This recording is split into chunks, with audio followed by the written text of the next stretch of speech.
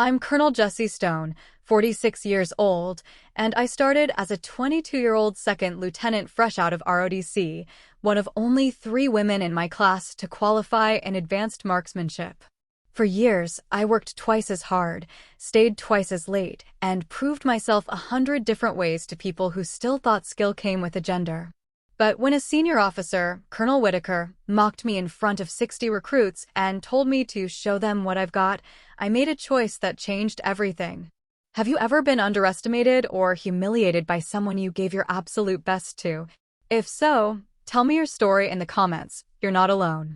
Before I get into what happened, let me know where you're tuning in from. And if you've ever had to stand your ground when someone tried to make you small, hit that like button and subscribe for more true stories about reclaiming your worth and holding the line. What happened next might surprise you. I joined the Air Force at 22, a newly commissioned second lieutenant fresh out of ROTC with my degree still warm in my hand and no real idea what I was walking into. I was one of only 3 women in my class to qualify in advanced marksmanship. That felt like something then. Like proof. Like I'd earned a seat at a table I didn't yet understand was always being moved. The first time I held an M4 carbine, I remember thinking how much heavier it was than the rifle I'd trained with in college. The M4 weighs just over 7 pounds loaded, but it felt like more than that. It felt like responsibility. I learned every technical detail, how to field strip it in under a minute, how to clear a malfunction without looking, how the direct impingement gas system worked and why it mattered. I did the same with the M9 Beretta, the standard issue sidearm, 15-round magazine, double action first pull. I could recite the specs in my sleep. But what I really learned in those early years was how to stay silent when underestimated. It started small. An instructor would demonstrate a shooting stance and then glance at me, almost apologetic, and say, "You might want to widen your base a little more. Center of gravity's different for you." I'd nod. Adjust. Qualify expert anyway. There was this unspoken assumption that I was working against my own body, that marksmanship for me was compensation rather than skill. I didn't argue. I just kept my scores high and my mouth shut. By my mid-20s, I was a first lieutenant running range safety briefs and assisting with weapons qualifications. I'd watch male officers, some of whom couldn't hit a stationary target at 50 meters, get congratulated on their natural ability, while my own scores were met with surprise, as if they needed to be explained. "You must practice a lot," they'd say. I did. But so did everyone else. The difference was that for them, practice was dedication. For me, it was necessity.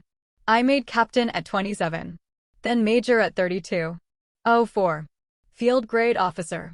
By then, I'd put in a decade.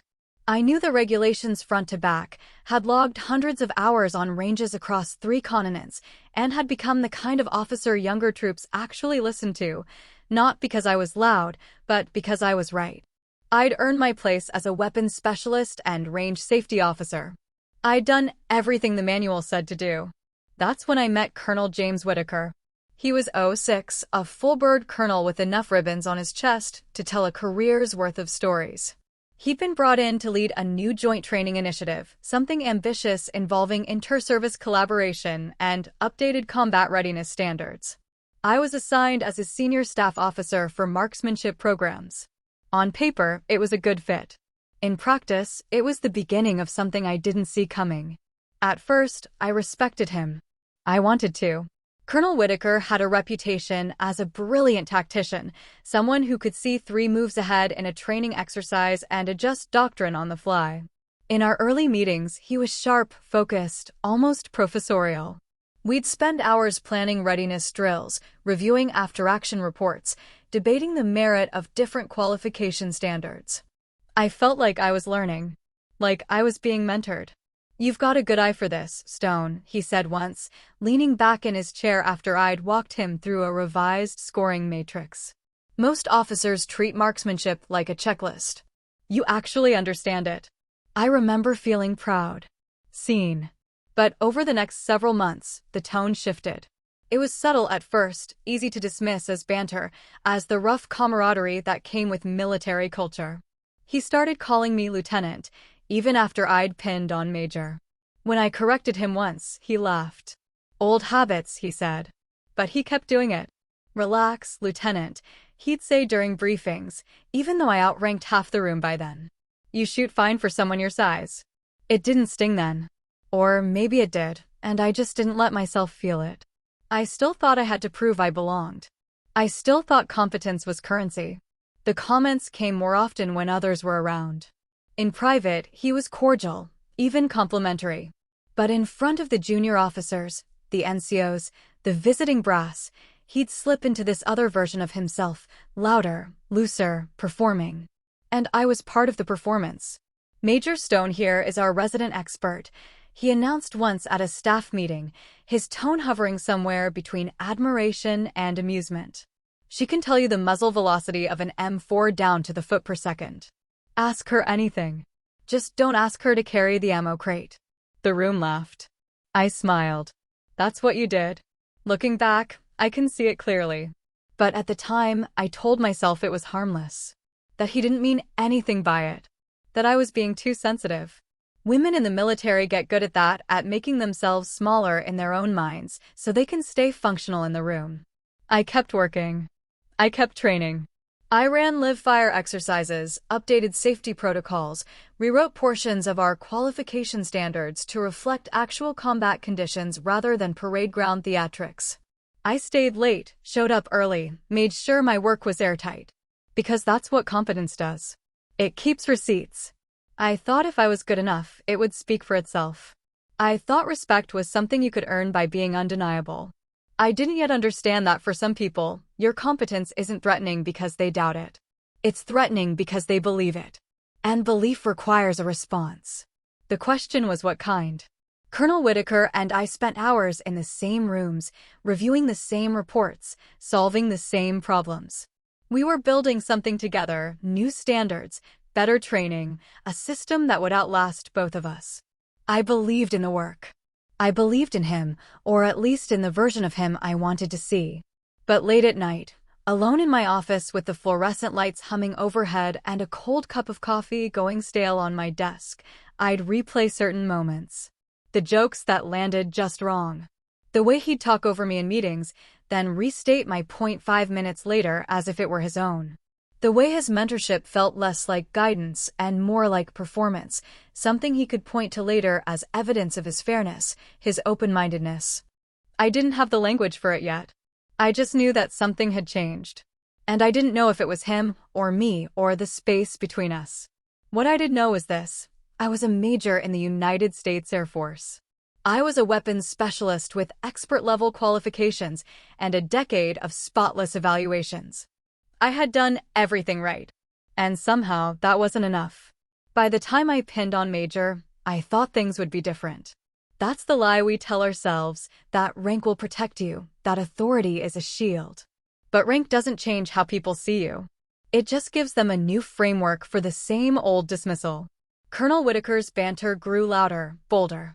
And it was always, when others were listening. Don't let Major Stone handle the heavy recoil. He joked to the younger officers during a pre-brief, gesturing at me like I was a piece of equipment that needed a warning label. We'd hate to see her manicure chip. The room would laugh. Not cruelly, not maliciously, just enough to signal they'd heard him, that they were part of the moment. I'd laugh too, because that was easier than the alternative. That's what we did. We minimized. We made ourselves complicit in our own diminishment because the cost of objecting was always higher than the cost of enduring. But there were small moments that told a different truth. Moments that didn't happen in front of an audience. He'd forget to copy me on readiness briefings I'd helped design. I'd find out about meetings an hour after they'd ended, then get asked why I hadn't attended. When I'd submit an analysis report, something I'd spent days on, cross-referencing data from 4 different bases, he'd delegate it to a captain with half my experience to take a look before it went up the chain. My work filtered through someone else's credibility. I started to notice a pattern. In public, I was the example, proof of the colonel's progressive leadership, his willingness to elevate women in technical roles. In private, I was provisional. My expertise was useful, but my authority was negotiable. The senior staff started echoing his tone. It was subtle, the way culture spreads, less like a directive and more like osmosis. A major I'd worked with for years stopped asking my opinion in planning sessions. A chief master sergeant who used to defer to me on range protocols began double-checking my calls with the colonel, as if I needed a second signature. "You're good, Stone," one of them told me after a briefing, his tone friendly but pointed. But maybe not combat good, you know? I didn't know. I had the same qualifications as anyone in that room. I'd been deployed. I'd run live-fire exercises under conditions that made some of these men nervous. But somewhere along the way, the narrative had shifted. I wasn't the weapons specialist anymore. I was the female weapons specialist. And that adjective changed everything. I didn't realize then that the colonel's mockery wasn't personal. It wasn't even about me. It was cultural, a way to remind everyone where power lived, who held it, and what happened when someone outside the traditional mold started to look too competent. Still, I trained harder. Stayed later. Shot cleaner. I ran live-fire drills in rain and heat and cold until my hands cramped. I memorized not just the standards, but the exceptions, the edge cases, the scenarios that didn't fit neatly into doctrine. I became the person you called when something went wrong on the range, when a weapon malfunctioned, when a trainee panicked and someone needed to de-escalate fast. I thought if I could just be undeniable, it would matter. I thought competence kept receipts. And it does. But receipts don't mean anything if no one's willing to audit the books. One afternoon, I was reviewing qual scores in my office when Captain Riley Chin knocked on the doorframe. She was one of the younger officers, sharp and ambitious, someone I'd worked with on a few training rotations. "Ma'am, can I ask you something?" She stepped inside, hesitant. "Of course." She closed the door. That's when I knew it wasn't a tactical question. "Do you ever feel like—" She paused, choosing her words carefully. "Like you have to be twice as good just to be taken seriously?" I looked at her. She was 28 and 03. Still knew enough to believe the system would reward merit. I envied that a little. "Every day," I said. She nodded slowly. I see how he talks to you. Colonel Whitaker. And I don't understand it. You're the best shot on this base. Everyone knows it." "It's not about the shooting," I told her. "Then what's it about?" I didn't have a good answer. Or maybe I had too many. "It's about reminding people of the hierarchy," I said finally. "Not the one in the regulation. The other one." She sat with that for a moment, and I could see her deciding whether to believe me. Whether to let that truth in, or keep pretending the system was fair. "For what it's worth," she said quietly, "some of us see it." After she left, I sat there for a long time, staring at the spreadsheet on my screen. Rows and rows of scores, names, qualifications. Data that should have been objective. But I knew better now. I knew that no amount of data could protect you from a story someone had already decided to tell. I thought about all the late shifts. All the reports I'd rewritten to make them bulletproof. All the qualifications I'd redone for optics because someone higher up thought it would look better if I proved myself one more time. Just one more time. It hit me, sitting in that quiet office with the fluorescent lights buzzing and the air conditioning rattling in the vent, that my restraint, my professionalism, my silence, had protected everyone but me. I'd absorbed every joke, every dismissal, every casual piece of disrespect, and I'd told myself it was strategy. That I was picking my battles. That I was being smart. But there's a difference between strategy and surrender. And I'd been surrendering for years. That night, I stayed late again. Not because I had to, but because I didn't know what else to do. I cleaned my sidearm, methodically, the way I'd done 1,000 times. Field strip, inspect, oil, reassemble. Muscle memory. The kind of task that doesn't require thought, just repetition. I thought about Colonel Whitaker. About the way he looked at me in that first meeting, nodding as I walked him through my analysis. The way he'd said, "You actually understand this." I thought about how much I'd wanted that to be true. How much I'd wanted him to see me. And I realized, finally, that he did see me. He just didn't respect what he saw. That was the part I'd been avoiding. The part that hurt more than the jokes, more than the exclusion. It wasn't ignorance. It wasn't misunderstanding. It was choice. And once you see that, you can't unsee it. It happened during a base demonstration for new recruits, an open-range evaluation designed to showcase what qual standards looked like in practice. The kind of event where senior leadership stands around looking authoritative while the younger enlisted personnel try not to look nervous. I wasn't scheduled to shoot. I was supervising. That was my role that day, range safety officer, clipboard in hand, making sure no one did anything stupid with a loaded weapon. I'd done it 100 times. It was routine. The range was full. 2 platoons of trainees, maybe 60 people total, lined up behind the firing line with their weapons slung and their faces showing that particular mix of focus and anxiety that comes right before live fire. Colonel Whitaker was there along with a handful of other senior officers, observing from the safety area behind the tower. The drill was simple. Trainees would move to the line in groups of 10, fire a prescribed sequence at stationary targets 50 meters out, then clear their weapons and move off. Standard qualification stuff. I'd walked the line twice already, checking stances, correcting trigger discipline, making sure nobody was about to shoot themselves in the foot. Everything was going fine until one of the trainees, a kid, maybe 19, skinny and pale with sweat already soaking through his uniform, fumbled his weapon during the reload. The magazine clattered to the ground. He bent to pick it up, and his muzzle swept left, crossing 2 other shooters. I was on him in seconds. Cease fire. Weapon down. Step back. His hands were shaking. The whole line had gone quiet. "You're okay," I said, low enough that only he could hear. "Just breathe. Pick up the mag, seat it properly, and we'll reset." He nodded, gulping air, and did what I told him. Crisis averted. No harm done. Just a nervous trainee making a nervous mistake. That should have been the end of it.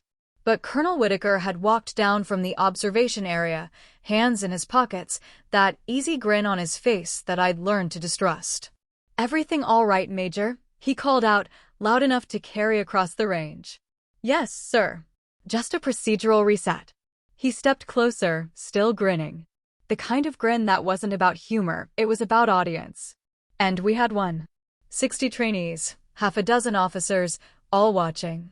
"You know," he said, his voice pitched for the crowd, "I think the problem is these kids don't have a good example to follow. They need to see what right looks like." I kept my expression neutral. "We have qualified instructors on the line, sir." Sure. He waved that off. "But none of them are a resident expert, are they?" He turned to the trainees, sweeping his arm toward me like a game show host revealing a prize. "Major Stone here is the best shot on this base. At least, that's what she keeps telling us." I'd never said that. Not once. But the lie was already out there, reframing everything. "Show us what you've got, princess," he said. The laughter hit harder than the words. Not mean laughter, just the reflexive kind, the kind that happens when someone in authority makes a joke and you're supposed to play along. But it landed like a slap. I felt the heat in my chest. Not anger. Not yet. Just the sudden, clarifying realization that this was never about skill. It was theater. I was a prop in a performance designed to remind me, where I stood. I could have refused. I could have cited protocol, pointed out that I was the range safety officer and wasn't in the duty rotation. I could have done any number of things that would have been technically correct and professionally disastrous. Instead, I said nothing. I stepped to the line. Took the M4 from the stand. Checked the chamber, checked the magazine, seated it with a sharp click. The weight of the rifle settled into my hands like something I'd been born holding. The range had gone silent. 60 people watching. Waiting. I didn't look at Whitaker. I didn't look at anyone. I just looked downrange at the targets, black silhouettes on white backdrops, stark and simple and 50 meters out. I flipped the selector to semi-auto. Exhaled. And fired. The first shot was center mass. The second, the same. I moved to the next target without pausing, my breathing steady, my hands precise. Trigger pull, recoil, reset. Trigger pull, recoil, reset. I didn't think. I didn't need to. This was muscle memory layered over a decade of repetitions, of early mornings on ranges in Georgia and Nevada and Germany, of proving over and over again that I belonged in rooms that didn't want me. 12 seconds. That's how long it took. 12 seconds to put rounds through every target on the line. 12 seconds of perfect, methodical violence. The last casing ejected with a metallic clink, and I safetied the weapon. The range was so quiet I could hear the brass rolling on the concrete behind me. I turned, handed the rifle back to the rack. My hands weren't shaking. Colonel Whitaker was staring at me. Not grinning anymore. Just staring, his face blank in a way that looked almost like confusion. "Who are you?" he said quietly. Like he'd forgotten. Like he'd never actually looked before. I met his eyes. Held them. "Your range safety officer, sir." I didn't wait for a response. I turned back to the line, picked up my clipboard, and motioned for the next group of trainees to step up. Behind me, I heard someone exhale. Heard the low murmur of voices starting up again, the way sound returns after a held breath. But I didn't turn around. I didn't need to see their faces to know what I'd just done. I'd answered the question. Not the one he'd asked. The one underneath it. The one that had been hanging in the air for months, maybe years. "Can you do this?" "Yes." "Do you belong here?" "Yes." "Are you good enough?" "I just showed you." The rest of the demonstration continued without incident. The trainees shot their quals. The officers observed. Colonel Whitaker stayed in the observation tower, and when the exercise ended, he left without a word. I stayed until the last shooter cleared the line, until the brass was policed and the weapons were racked and the range was empty again. Then I walked back to my office, sat down at my desk, and stared at the wall. The look on his face kept replaying in my mind. That moment of blank confusion, like I'd become someone he didn't recognize. But I hadn't changed. I'd always been this. He just hadn't wanted to see it. And now he couldn't unsee it. I thought about all the times I'd stayed quiet. All the jokes I'd let slide, all the moments I'd swallowed my pride and called it professionalism. I thought about Captain Chin asking me if I ever felt like I had to be twice as good. The answer was yes. But here's what I hadn't told her. Being twice as good doesn't make them respect you. It just makes them resent you more quietly. Respect earned too late still feels like insult.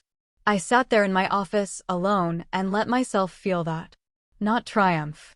Not vindication.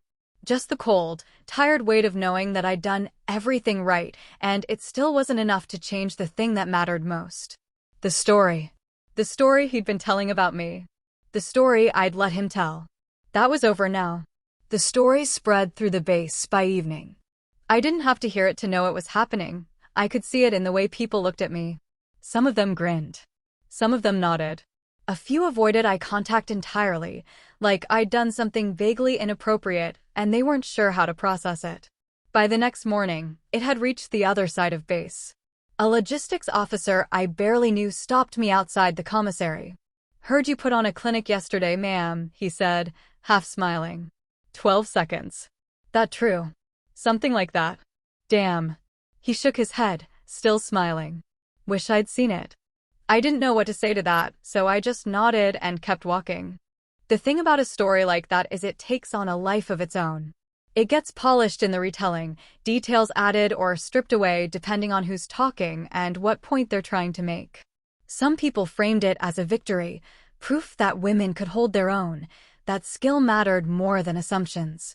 Others framed it as a spectacle, something entertaining but ultimately inconsequential. A few framed it as insubordination, though they didn't say that to my face. Colonel Whitaker never apologized. But his silence spoke volumes. He stopped joking around me altogether. Stopped calling me princess, stopped making comments about manicures or heavy recoil or any of the small, cutting remarks that had been part of our interactions for months. In meetings, he was cordial, professional, distant. It should have felt like progress. But it didn't. It felt like I'd won something I shouldn't have had to fight for in the first place. That week, I sat alone in my office and thought about the years I'd spent trying to earn the approval of men who had no intention of giving it. Every late shift. Every report rewritten to make it airtight. Every qualification redone for optics because someone higher up thought it would look better if I proved myself just one more time. I thought about all the things I'd tolerated because I believed endurance was strength. Because I thought if I could just outlast the skepticism, the doubt, the casual disrespect, Eventually, I'd be seen for what I was, competent, qualified, worthy of the rank I held. But that's not how it works. Endurance doesn't earn respect. It just teaches people how much you're willing to take. I'd been protecting everyone but myself. Absorbing every joke, every dismissal, every moment of being talked over or talked down to, and I'd told myself it was strategy. That I was being smart. That I was picking my battles. But I wasn't picking battles. I was avoiding them. And avoidance isn't neutrality. It's complicity. A senior master sergeant, a man named Daniel Barnes, stopped by my office one night about a week after the range incident. He was E8, late 30s, the kind of NCO who'd seen enough to know when to speak and when to stay quiet. He knocked on the door frame even though the door was open. "Ma'am, you got a minute?" "Of course, Sergeant Barnes. Come in." He stepped inside, closed the door behind him, and stood there for a moment like he was deciding how to start. "I've been watching this for months," he said finally. "The way the colonel talked to you. The way some of the others started echoing it. I kept thinking someone was going to step in. Say something." I didn't respond. I didn't know what to say. "You didn't just outshoot him," Barnes continued. "You outlasted him. That's harder." Something in my chest loosened. I hadn't realized how much I'd needed to hear that, not the praise, but the acknowledgement. That someone had seen it. That I hadn't imagined it. "Thank you, Sergeant." He nodded. "For what it's worth, ma'am, you changed the way a lot of people think about this stuff. Not everyone, but enough." After he left, I sat there in the quiet and let myself feel something I hadn't allowed in a long time: pride. Not the defensive kind, not the kind that comes from proving someone wrong. Just pride. Simple and clean and unqualified. I'd done the work. I'd held the line. And maybe that didn't fix the system, didn't change the culture, didn't undo years of being underestimated. But it mattered. To some people, it mattered. That was the first time I allowed myself to feel pride without guilt. The weeks that followed were strange. Colonel Whitaker kept his distance, but the dynamic between us had shifted in ways I couldn't quite name. In meetings, he deferred to me more often. When I made a recommendation, he didn't second-guess it or farm it out to someone else for validation. It wasn't warmth, it wasn't even respect, not really. It was recognition. A grudging acknowledgement that I knew what I was doing. It should have been enough. But I kept thinking about all the time we'd wasted. All the energy I'd spent managing his ego, navigating his moods, trying to anticipate which version of him would show up to any given meeting. I thought about the junior officers who'd watched that dynamic and learned from it, learned that this was how authority worked, that humiliation was just part of the culture, that you earned your place by enduring rather than by excelling. I started keeping a log. Nothing formal, just notes. Dates, times, witnesses. Instances where professionalism had slipped into something else. I didn't know what I was going to do with it. I just knew I needed to stop pretending it wasn't happening. One afternoon, I was walking past the base gym when I saw a group of trainees running drills outside. Among them was the kid who'd fumbled his weapon on the range, the one whose mistake had set the whole thing in motion. He was moving better now, more confident, his rifle no longer looking like an alien object in his hands. I stopped and watched for a moment. He caught my eye, straightened a little, and gave me a small nod. Not subservient. Just respectful. The way you acknowledge someone who didn't let you fail. I nodded back. Later, I thought about that moment. How something as small as not being humiliated in front of your peers could change the way you carried yourself. How the absence of cruelty could feel like kindness. That's what I wanted to build. Not a culture where people had to prove themselves by enduring abuse. A culture where competence was enough. Where you didn't have to be twice as good just to be seen as adequate. But I didn't know how to build that from where I was. I was one major in a system that had been running the same way for decades. I couldn't change it by shooting straight. I couldn't change it by staying quiet. So I started asking myself a different question. What would it take? That night, I pulled out the log I'd been keeping. Read through it, page by page. Saw the pattern laid out in ink. And I realized that the answer wasn't silence. It was documentation. When the annual readiness review came around 3 months later, I wrote my evaluation report honestly. Not vengefully, not emotionally, just honestly. I didn't name Colonel Whitaker specifically. I didn't have to. I documented patterns, repeated instances of unprofessional conduct, exclusion from critical meetings despite role requirements, morale issues within the marksmanship division, and a workplace environment that prioritized performative authority over mission effectiveness. I included dates. I included witnesses. I described the impact on unit cohesion, on junior officer development, on the willingness of qualified personnel to remain in their positions. I wrote it the way I'd write any report, clear, factual, supported by evidence. And then I routed it through the proper channels. The Inspector General called 3 weeks later. I was in my office when the phone rang, and when I saw the extension on the caller ID, I knew exactly what it meant. The IG doesn't call to say hello. Major Stone, this is Colonel Mitchell from the Inspector General's office. I'd like to schedule a time to speak with you regarding your readiness review submission. My pulse kicked up, but my voice stayed level. Of course, sir. I'm available at your convenience. We set a time for the following week. When I hung up, I sat there staring at the phone for a long moment, feeling the weight of what I'd just set in motion. I'd followed the chain of command. I'd documented everything. I'd done it by the book, the way they taught you in officer training, the way the system was supposed to work. But I also knew how these things actually worked.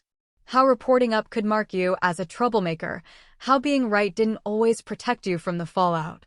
I'd seen officers sidelined for less. I'd seen careers stall because someone made the mistake of pointing out that the emperor had no clothes. Still, I didn't regret it. I couldn't keep pretending everything was fine. I couldn't keep absorbing the dysfunction and calling it professionalism. Colonel Whitaker called me into his office 2 days after the IG contacted me. His aide escorted me in, and I could tell from the tension in the room that he knew. He didn't ask me to sit. He stood behind his desk, arms crossed, his face a mask of controlled anger. You think you can go over my head, Major? I kept my posture straight, my voice even. No, sir. I followed the chain of command. I submitted a readiness evaluation through the proper channels, as required by regulation.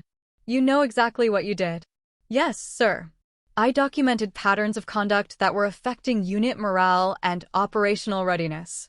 That's my responsibility as a senior officer. His jaw tightened. For a long moment, he just stared at me, and I could see him deciding how to play this. He couldn't yell, not anymore. Not when the IG was involved. He couldn't dismiss it. So he did the only thing left. He tried to make me feel small. You've made a lot of noise for someone who's supposed to be a team player, he said quietly. You do understand that this doesn't just affect me. It affects everyone in this unit. You're dragging people's names through the mud because you couldn't handle a little ribbing. There it was. The reframe. The suggestion that I was the problem, that my unwillingness to tolerate disrespect was the real dysfunction, not the disrespect itself. I'd heard this script before. I'd heard it my whole career in different forms from different people. You're too sensitive. You're making a big deal out of nothing. You're hurting the team. But I wasn't the same officer I'd been 6 months ago. I wasn't the same person who'd laughed along, who'd minimized, who'd told herself that endurance was strength. With respect, sir, I said, I documented conduct. Not personality. Not opinions. Conduct. If that conduct reflects poorly on anyone, that's not my responsibility to manage. He didn't have a response to that.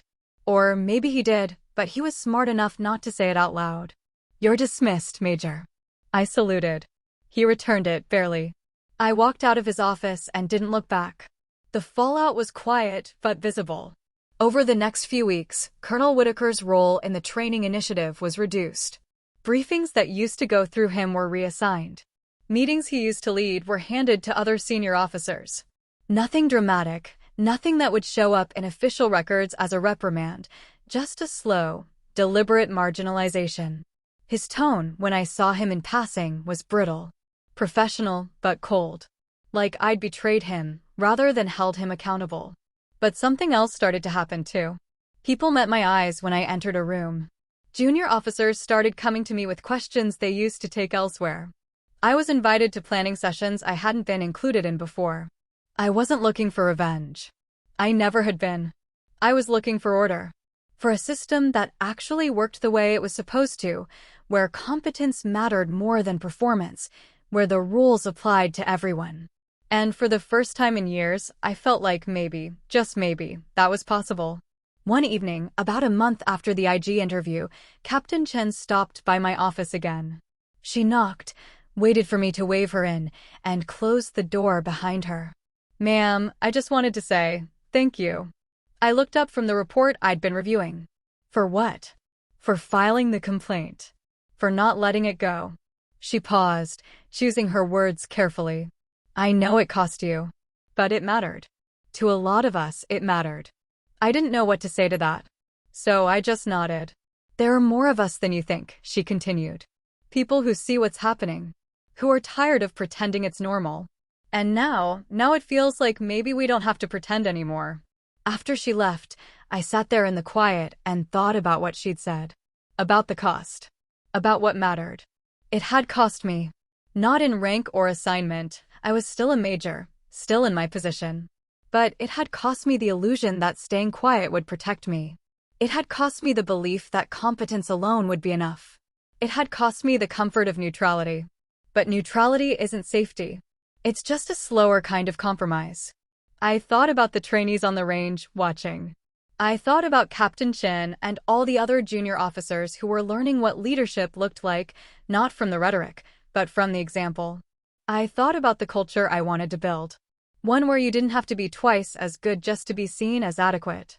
Where professionalism meant mutual respect, not endurance. Where calling out dysfunction wasn't betrayal, it was integrity. I pulled out a fresh sheet of paper and started drafting a proposal for revised leadership training standards. Not because anyone had asked me to, but because I could. Because I had the rank, the expertise, and now, finally, the credibility to make people listen. The work became my statement. Every policy memo, every training reform, every standard I updated was an unspoken answer to that question Colonel Whitaker had asked on the range. "Who are you?" "I'm the officer who doesn't flinch. I'm the one who holds the line. I'm the one who believes the system can work, but only if we make it." Within 6 months, Colonel Whitaker was transferred to a training command in South Carolina. The official memo called it routine rotation in support of professional development objectives. The kind of language that sounds neutral on paper, but everyone knows how to read between the lines. Unofficially, everyone knew. Transfers like that, mid-cycle, to a training command rather than an operational unit, were rarely voluntary. They were the military's way of moving problems without creating scandals. Quietly removing someone from a position of authority while maintaining the appearance of normal career progression. I heard about it through the grapevine before the official announcement came down. Master Sergeant Barnes stopped by my office, closed the door, and said simply, "Whitaker's out. Effective next month." I didn't feel triumphant. I didn't feel vindicated. I just felt tired. "How's the unit taking it?" I asked. Barnes shrugged. "Mixed. Some people think it's overdue. Some think it's unfair. Most are just trying to figure out what it means for them." That was the truth of it. Culture doesn't change because one person leaves. It changes because the people who remain decide to build something different. 2 months after Whitaker's transfer, I was promoted to Lieutenant Colonel. 05. My first command. The ceremony was small, professional. My parents flew in from Oregon. A few colleagues attended. The base commander pinned the silver oak leaf on my uniform and shook my hand, and that was it. I was a lieutenant colonel in the United States Air Force. But what mattered more than the rank was the assignment. I was given command of the Advanced Marksmanship Training Program. The same range where I'd been humiliated was now under my oversight. I walked onto that range on my first day as commander and stood there for a moment, looking downrange at the targets. The wind was blowing, kicking up dust, and the morning sun was just starting to burn off the chill. Everything looked exactly the same tower, the same firing line, the same concrete and steel and sand. But it felt different. Because this time, I wasn't proving I belonged. I was defining what belonging meant. I changed the culture immediately. Not dramatically, not with grand speeches or sweeping mandates. Just consistently, deliberately, one decision at a time. I implemented blind performance reviews where evaluators didn't know the shooter's name or gender until after scoring. I revised the qualification standards to focus on tactical application rather than parade ground precision. I created a mentorship program that paired experienced shooters with newer ones, regardless of rank or gender. When young officers, men and women, came through the program, I made sure they understood that competence was the only currency that mattered here. Not bravado. Not performance. Not who could talk the loudest or joke the hardest. Just skill, discipline, and the willingness to improve.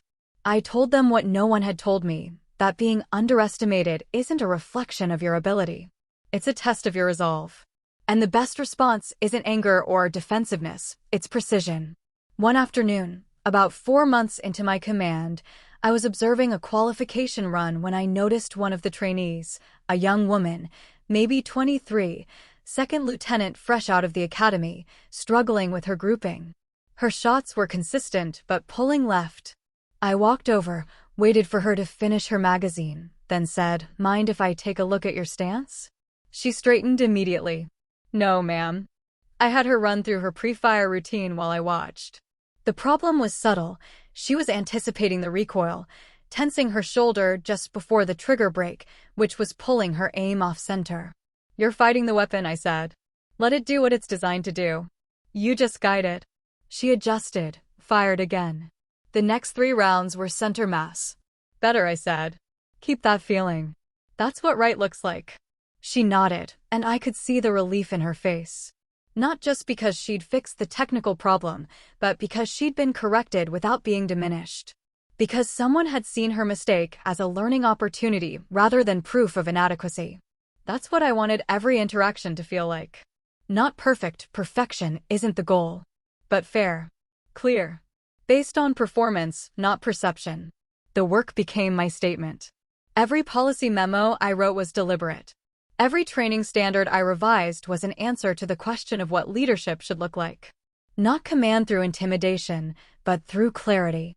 Not authority through performance, but through competence. I didn't talk about Colonel Whitaker.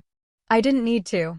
The program I was building was a repudiation of everything his leadership had represented. It was proof that you could maintain standards without cruelty, that you could demand excellence without humiliation, that respect and discipline weren't mutually exclusive. One evening, I was working late in my office when Captain Chin knocked on the doorframe. She'd been promoted recently, newly pinned O3, and she'd requested assignment to the marksmanship program. "Ma'am, you have a minute?" "Always." "Come in." She sat down, and I could tell she had something on her mind. "I wanted to ask you something," she said.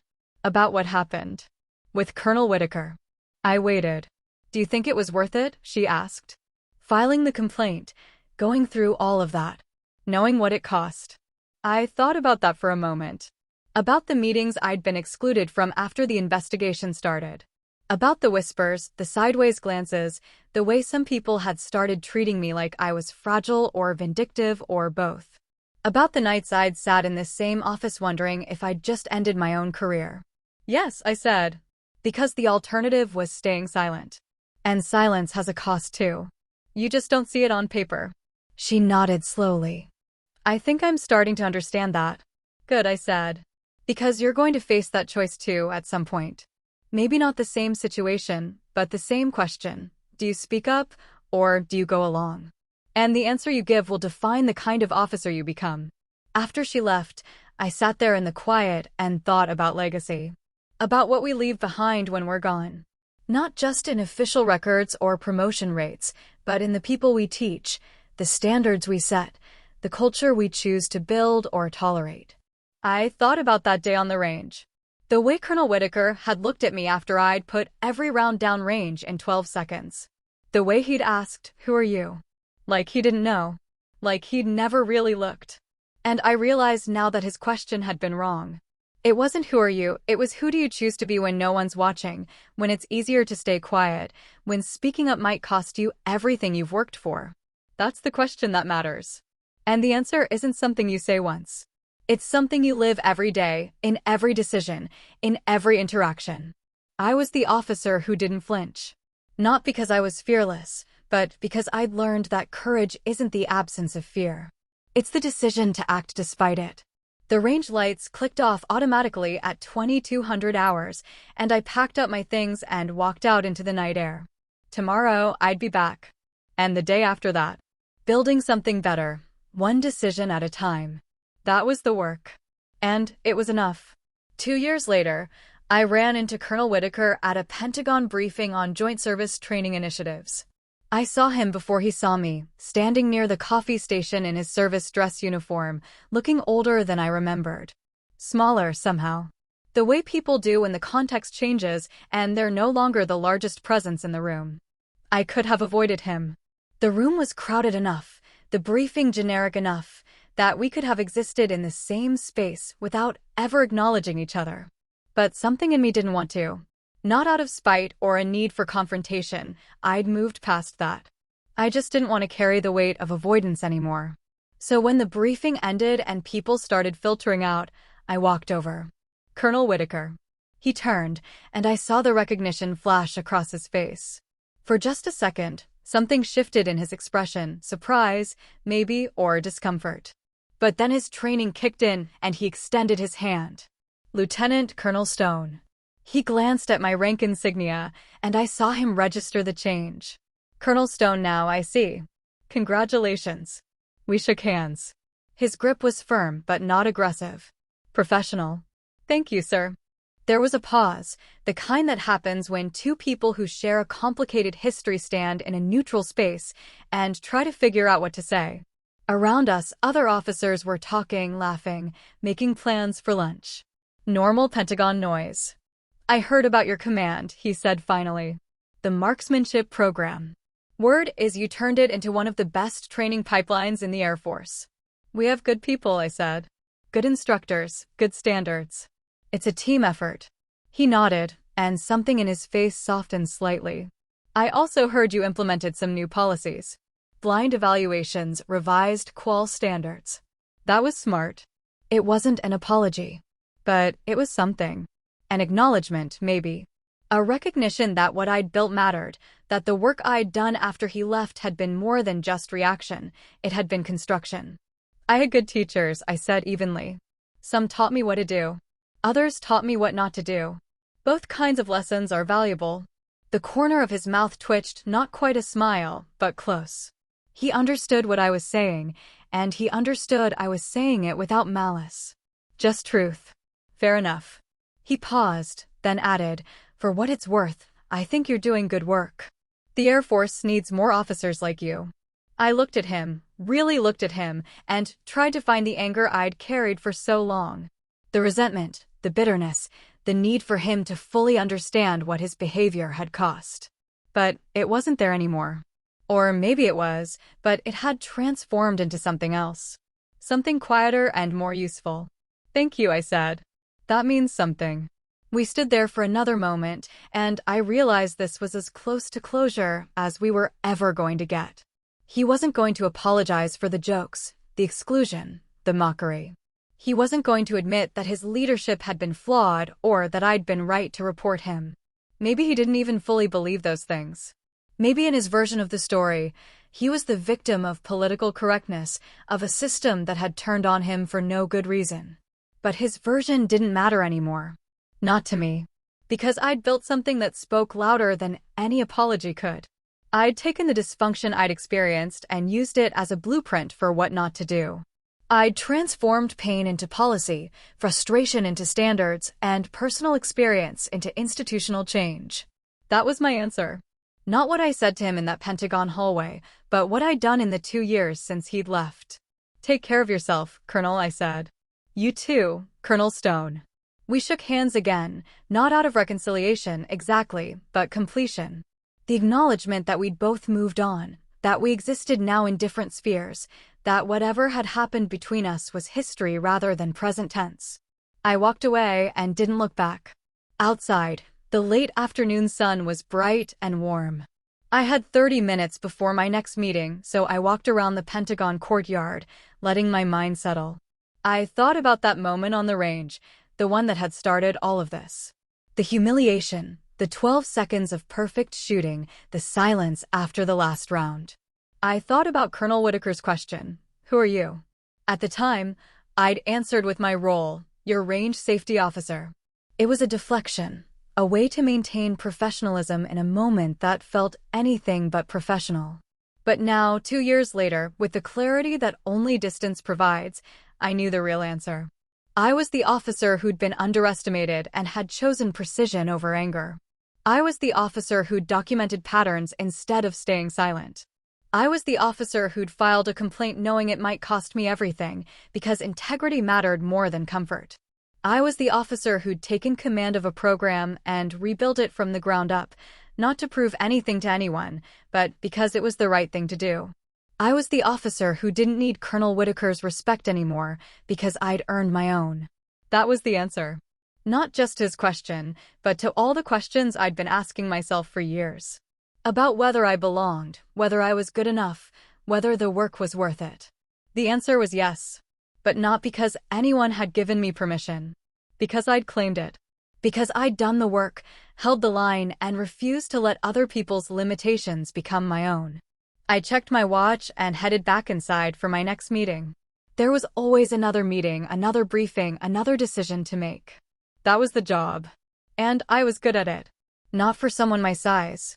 Not for a woman. Not with qualifications and caveats. Just good. And that finally was enough. Now, as a colonel at 46, I still remember that day at the range. Not every day, I don't carry it like a wound anymore. But sometimes, when I'm observing qualification runs or reviewing performance reports or mentoring a young officer who's struggling with the same questions I struggled with, it comes back. Not the humiliation. That part has faded, lost its sharp edges, become just another data point in a long career. What I remember is the silence after the last shot. The way the range went quiet. The way sound itself seemed to hold its breath. That moment taught me what leadership really is. It's not the loudest voice in the room. It's not the person who can make others laugh or intimidate or perform. Leadership is composure under mockery, precision under pressure, grace under exposure. It's the ability to be underestimated and not let that change who you are or what you're capable of. It's the choice to document rather than tolerate, to build rather than destroy, to teach rather than diminish. I've been a colonel for 3 years now. Oh, 6, the same rank Whitaker held when I met him. The irony isn't lost on me. But where his leadership was about performance, about maintaining an image, about reminding people of his authority, mine is about standards. About creating systems that outlast any individual personality. I command a training wing now, overseeing multiple programs across 3 bases. It's administrative as much as operational, which means a lot of meetings, a lot of paperwork, a lot of decisions that affect hundreds of people I'll never meet personally. But I make those decisions with the same principle I used when I rebuilt the marksmanship program: competence over persona, skill over swagger, fairness over favoritism. I make sure that performance reviews are based on measurable outcomes, not subjective impressions. I make sure that promotion recommendations are supported by documentation, not by who plays golf with whom. I make sure that when someone reports misconduct, they're taken seriously rather than dismissed as oversensitive or vindictive. I can't change the entire military culture. I'm not naive enough to think one colonel can undo decades of institutional patterns. But I can change my corner of it. And I can teach the officers under my command to do the same when they move on to their own commands. That's how culture shifts, not through mandates from the top, but through consistent choices made by people in positions of authority who decide that the old way isn't good enough anymore. Last month, I gave a keynote address at the Air Force Academy. They asked me to speak about leadership and resilience, and I told them the story. Not all of it, I left out names, softened some of the details. But I told them about being mocked on a range, about the choice to respond with precision rather than anger, about the cost and value of speaking up. The question isn't whether you'll face moments like this, I told them. The question is what you'll do when you do. Will you stay silent to protect yourself? Will you laugh along to fit in? Or will you hold the line, even when it costs you? I saw some of them nodding. Some of them looked skeptical. They were young, still optimistic, still believing that competence would be enough to protect them. I'd been that young once. I didn't begrudge them the optimism. But I also saw a few who understood immediately. The women, mostly, but not exclusively. The ones who'd already learned that the world judges them differently, that their mistakes carry more weight, that their successes are more easily dismissed. Those were the ones I was really talking to. After the speech, a young cadet approached me, a woman, maybe 21, with sharp eyes and a firm handshake. "Ma'am, that story you told. Did it really happen like that?" "Yes." "And you really put every target down in 12 seconds?" "Yes." She nodded slowly, processing. What did it feel like? In that moment, I thought about that. About the heat in my chest, the weight of the rifle, the silence of the range. About the choice I'd made to step to the line instead of refusing, to answer with action instead of words. It felt like deciding, I said. Deciding who I was going to be. Whether I was going to let someone else define me, or whether I was going to define myself. She smiled slightly. "And you chose yourself." "I chose precision," I corrected gently. Because that was the one thing I could control. I couldn't control what he thought of me. I couldn't control whether people laughed. But I could control where my rounds went. And sometimes, that's enough. She thanked me and walked away, and I watched her go with the same feeling I got whenever I saw young officers coming up through the ranks, hope mixed with concern. Hope that they'd be better than we were, that they'd build on what we'd started. Concern that they'd face the same battles we did, that progress was slower than it should be. But that's the work. Teaching the next generation. Building systems that protect them better than we were protected. Creating a culture where competence is enough, where you don't have to be twice as good just to be seen as adequate. Some nights, I sit in my office, bigger now, with windows and a view of the flight line, and think about Colonel Whitaker. About where he is now, what he's doing, whether he ever thinks about that day on the range. I don't hate him. I did for a while. But hatred is exhausting, and I had better things to do with my energy. Now I just see him as a product of his time, his training, his own limitations. He was a good tactician. He understood strategy, logistics, operational planning. But he never understood people. He never understood that leadership isn't about demonstrating your own competence, it's about enabling others to demonstrate theirs. That's the difference between us. That's what I learned from him, even if he never meant to teach it. Whitaker's question, "Who are you?" still echoes sometimes, usually in quiet moments, usually when I'm making a decision that will affect people's careers or lives. It's become a touchstone for me. A reminder to check my own behavior, to make sure I'm leading the way I believe leadership should look. And the answer remains the same. I'm the officer who doesn't flinch. Not because I'm unaffected. Not because criticism or mockery or doubt don't land. They do. But because I've learned that flinching isn't the same as feeling. You can feel everything, the anger, the frustration, the hurt, and still choose precision. Still choose composure. Still choose to hold the line. That's what I tell the young officers who come to me for advice, who are struggling with their own versions of that moment on the range. I tell them that being professional doesn't mean being emotionless. It means choosing your response deliberately instead of reactively. I tell them that documentation is more powerful than confrontation, that systems are more lasting than personalities, that culture changes one decision at a time. I tell them that when someone says, "Show us what you've got," the answer isn't in what you say. It's in what you do. And it's in what you build after the moment passes. Because 12 seconds on a range didn't change anything. Not really. What changed things was the 2 years of work that followed. The complaints filed, the standards revised, the culture rebuilt. That's what mattered. That's what lasted. The range was just the moment people remember. The story they tell. But the real work, the work that actually made a difference, happened in offices and meetings and policy memos. It happened in the quiet, unglamorous grind of institutional change. That's leadership. Not the dramatic moments, but the consistent ones. Not the speeches, but the systems. Not the performance, but the follow-through. I'm 46 now. A colonel. I've served for 24 years. I've been deployed 4 times, commanded 3 different units, mentored dozens of officers, and written hundreds of reports and policies and directives. And when I think about my legacy, about what I'll leave behind when I retire, I don't think about that day on the range. I think about the second lieutenant who learned she could correct her stance without being diminished. I think about the policies that ensure blind evaluations. I think about the young officers who saw that speaking up was possible and chose to do it themselves. I think about the culture I helped build. Imperfect, still evolving, but better than what was there before. That's the answer to Whitaker's question. That's who I am. I'm the officer who doesn't flinch. Because when they say, "Show us what you've got," I already know. Years pass differently in uniform. You measure them not by birthdays, but by assignments, by the faces that cycle through your command, by the slow accumulation of experience that eventually hardens into wisdom. At 51, I find myself in a role I never quite imagined, Deputy Commander of Air Education and Training Command, overseeing officer development programs across the entire Air Force.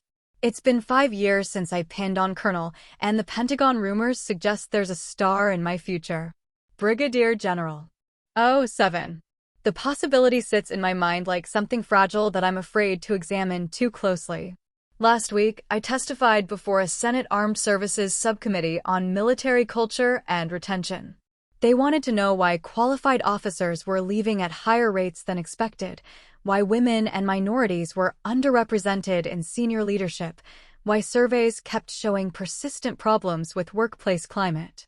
I sat at that witness table in my service dress uniform, looking at a row of senators who'd never spent a day in uniform, and I told them the truth. Not the sanitized version we usually offer Congress, the carefully worded testimonies that acknowledge problems without admitting fault. I told them about systems that protect performers over competence, about informal networks that determine who gets opportunities, about the gap between official policy and actual practice.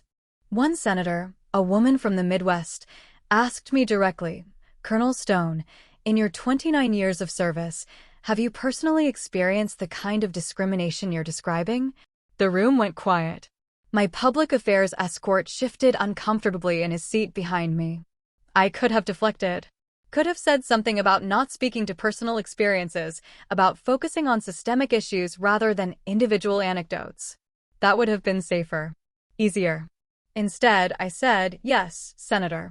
I have."